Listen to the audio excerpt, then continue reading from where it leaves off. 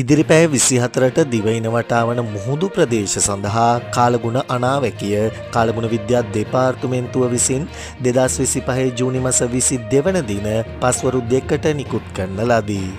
වැසි තත්ත්වය පුත්තලමේ සිට කොළඹ සහ ගාල්ල හරහා මාතර දක්වා වෙරළට ඔබ්බෙන් වන මුහුදු ප්‍රදේශවල තැනින් තැන වැසි ඇතිවේ.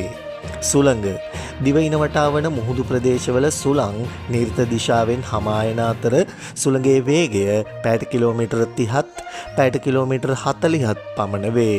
හලාවත සිට මන්නාරම හරහා කංකසන්තුරය දක්වා සහ මාතර සිට හම්බන්තොට හරහා පොතුවිල් දක්වා වෙරළට ඔබ්බෙන් වන මුහුදු ප්‍රදේශවල සුළඟේ වේගය විටින් විට පැයට කිලෝමීටර් 50ත් පැයට කිලෝමීටර් 60ත් පමණ දක්වා ඉහළ යා හැක.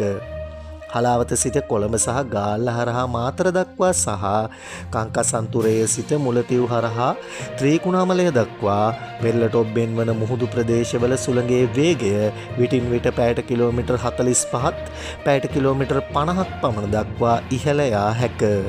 මුහුදේ ස්වභාවය හලාවත සිට මන්නාරම හරහා කංකසන්තුරය දක්වා සහ මාතර සිට හම්බන්තොට හරහා පොතුවිල් දක්වා වෙරළට ඔබ්බෙන් වන මුහුදු ප්‍රදේශ විටින් විට රළු වේ.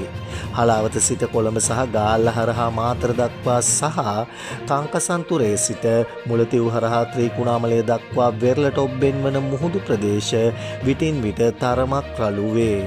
මේ පිළිබඳව සිය අවධානය යොමු කරන ලෙස දීවර හා නාවික ප්‍රජාවන්ගෙන් කාලගුණ විද්‍යා දෙපාර්තමේන්තුව ඉල්ලා සිටී.